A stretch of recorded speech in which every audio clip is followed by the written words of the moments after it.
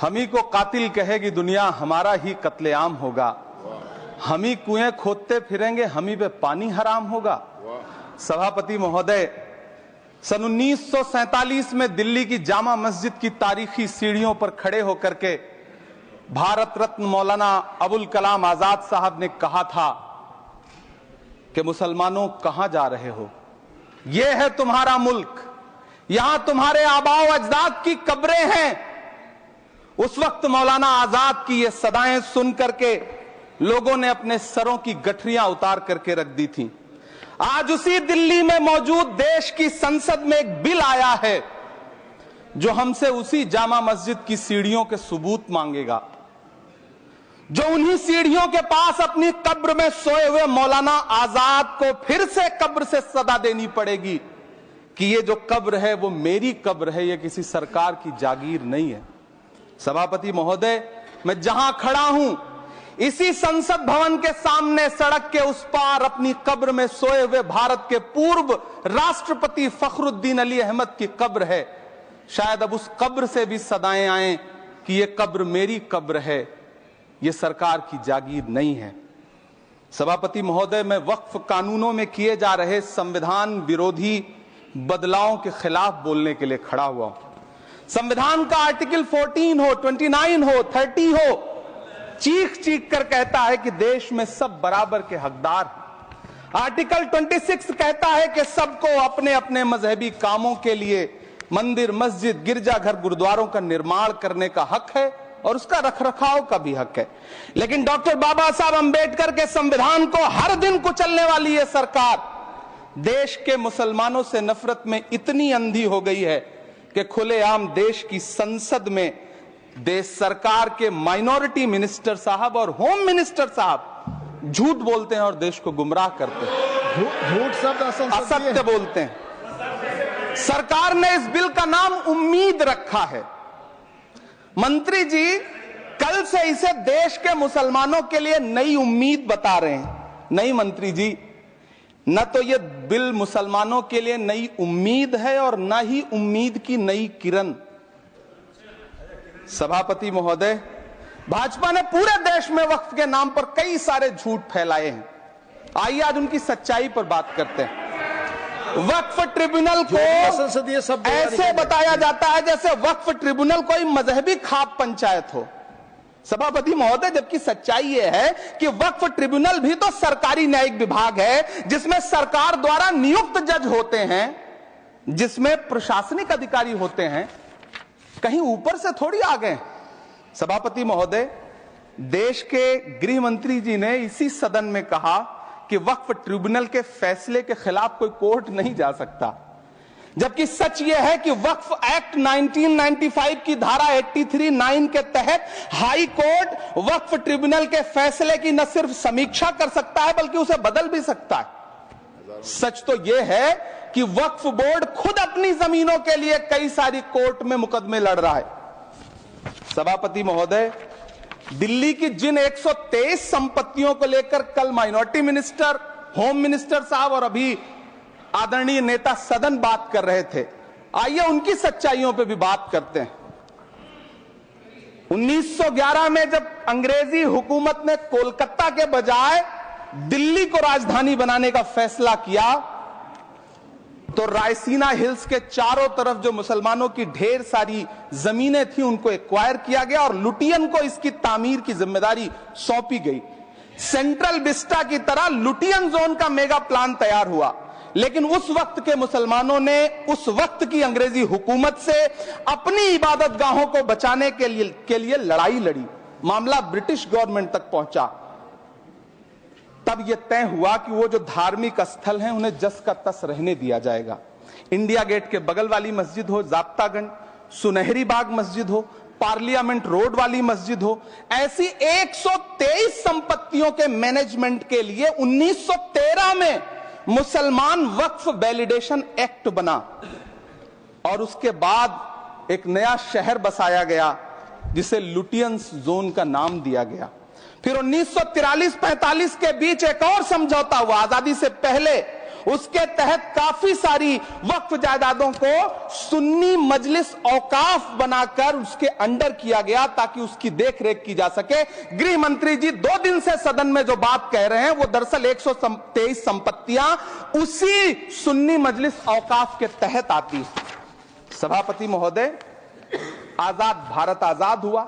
आजादी के बाद भारत में 1954 में वक्फ एक्ट लागू हुआ, जिसकी धारा 9 के तहत 1964 में केंद्रीय वक्फ काउंसिल का गठन हुआ।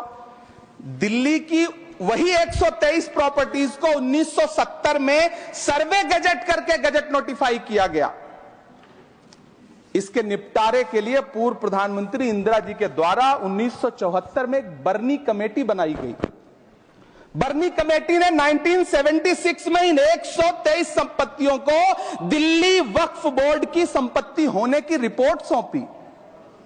उस रिपोर्ट के आधार पर 1984 में कांग्रेस सरकार ने उन 123 प्रॉपर्टीज को दिल्ली वक्फ बोर्ड को सौंपने का फैसला किया, जिसके खिलाफ विश्व हिंदू परिषद कोर्ट गई।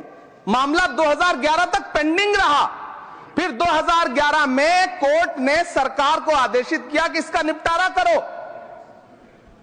तब 2013 में तत्कालीन यूपीए सरकार ने दिल्ली की उन्हीं 123 जायदादों को बर्नी कमेटी की सिफारिशों के मुताबिक वक्फ बोर्ड के हवाले किया।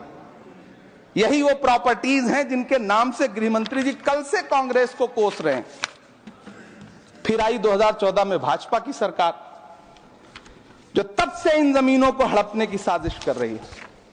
जिस बिल को मुसलमानों के हुकूक की हिफाजत करने वाला बिल बताया जा रहा है, उसी को पेश करने के लिए और उस पर बात करने के लिए लोकसभा में भाजपा सरकार के पास एक भी मुस्लिम सांसद नहीं है। जिस वक्त, मैं लोकसभा कह रहा हूं, सुना करिए, जिस वक्फ बिल को मुस्लिम महिलाओं को हक दिलाने वाला बताया जा रहा है, उसे संसद में पेश करने वाली पार्टी के पास न तो राज्यसभा में, न लोकसभा में, न देश की किसी विधानसभा में एक भी मुस्लिम महिला सदस्य नहीं।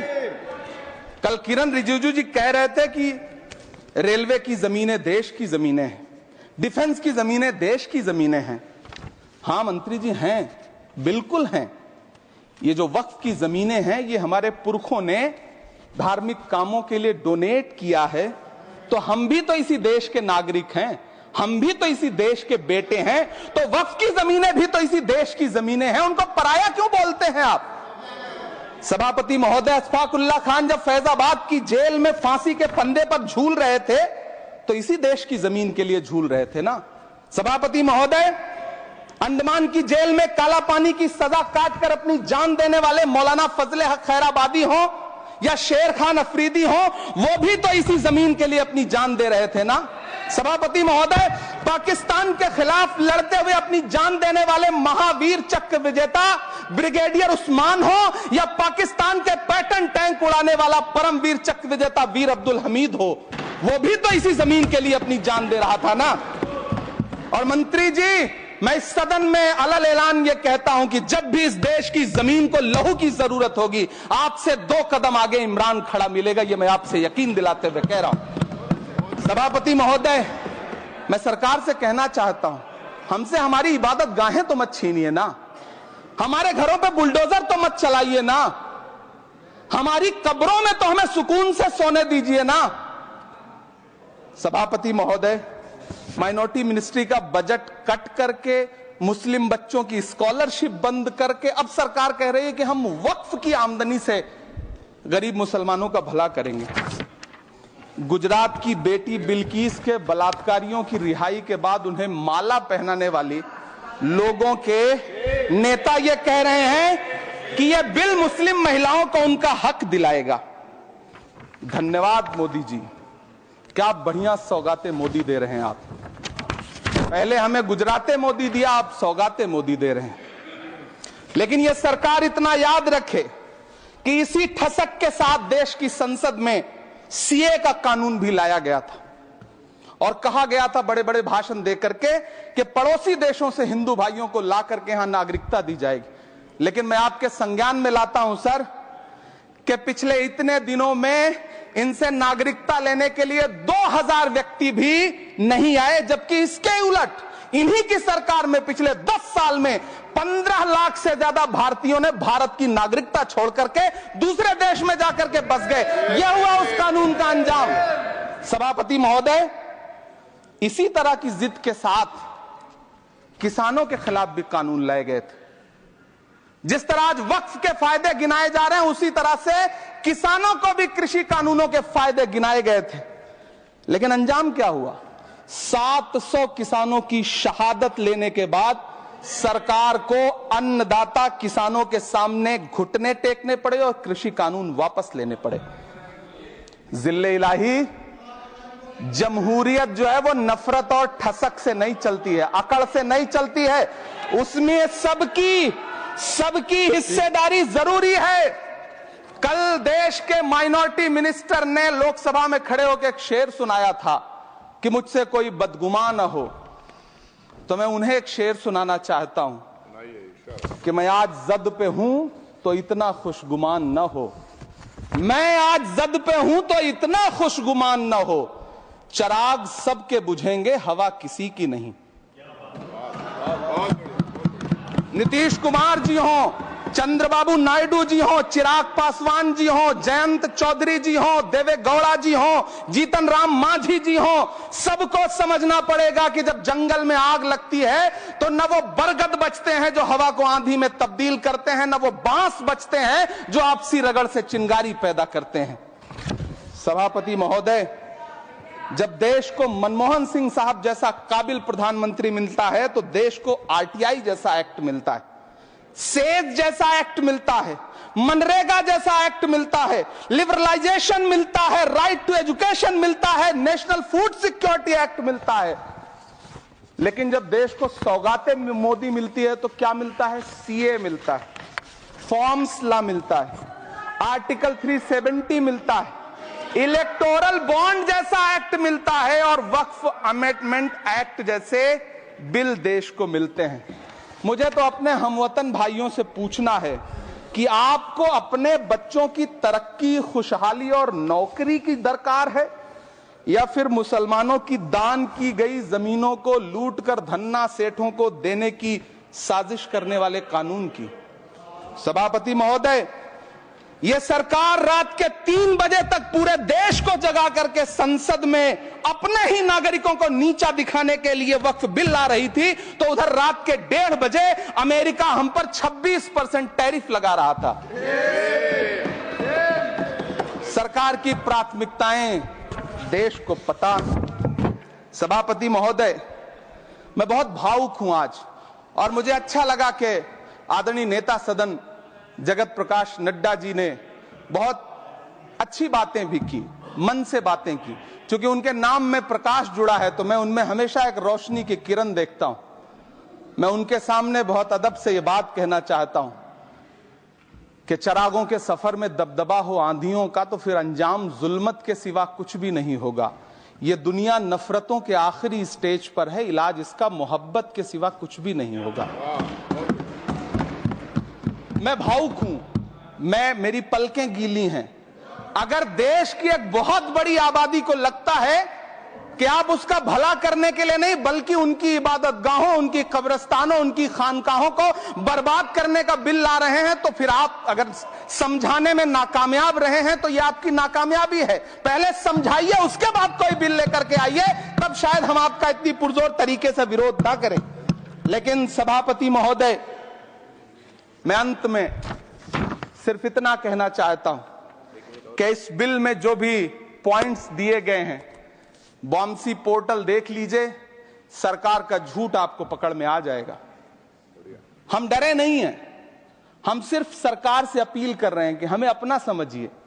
हम आपके अपने हैं, इस देश के नागरिक हैं और आप ताकत में हैं। संख्या बल के आधार पर बिल हो सकता है आप पास करा ले, लेकिन आपको यह बात समझनी पड़ेगी कि हम तो वो तारीख हैं, जहनों में रहना है जिसे कागजी पुर्जे नहीं जो फाड़ डाले जाएंगे। जिस जमीन पर मैं खड़ा हूं यह मेरी पहचान है। आप आंधी हैं तो क्या मुझको उड़ा ले जाएंगे? आपको यह बात समझनी पड़ेगी। आपको अगर इतना विपक्ष की तरफ से पहले जेपीसी में इतने सारे पॉइंट्स आए और उसके बाद कल से लोकसभा में और राज्यसभा में सुझाव आप सुनने को तैयार नहीं है, लोगों की शंका को दूर करने के बारे में आप बिल्कुल सोच नहीं रहे, बस आप कह रहे हैं यह बिल उम्मीद की नई किरण है। नहीं साहब, इसे भले किरण जी लेके आए हैं, लेकिन ये उम्मीद की नहीं बल्कि नाउम्मीदी की किरण है। और इस देश की एक बहुत बड़ी आबादी इस बात से खदशे में है, शक में है कि आप सीधे उनकी जमीनों को लूट करके धन्ना सेठों को बेचना चाहते हैं। मेरी अब भी आपसे अपील है कि इस बिल को वापस लीजिए। यह बिल कहीं से आपके अपने नागरिकों के लिए अच्छा नहीं है। यह बिल सिर्फ इस देश के मुसलमानों को नीचा दिखाने का और अपने एक ऐसे मतदाता वर्ग को खुश करने का बिल है जिनको इस बिल के पास हो जाने से कुछ मिलेगा भी नहीं, लेकिन आप एक नैरेटिव देना चाहते हैं, एक मैसेज देना चाहते हैं। मेरी आपसे अपील है कि कृपया ये जो सबका साथ सबका विकास का नारा है, इस नारे को रत्ती भर तो चरित्रार्थ कर दीजिए। बहुत बहुत धन्यवाद।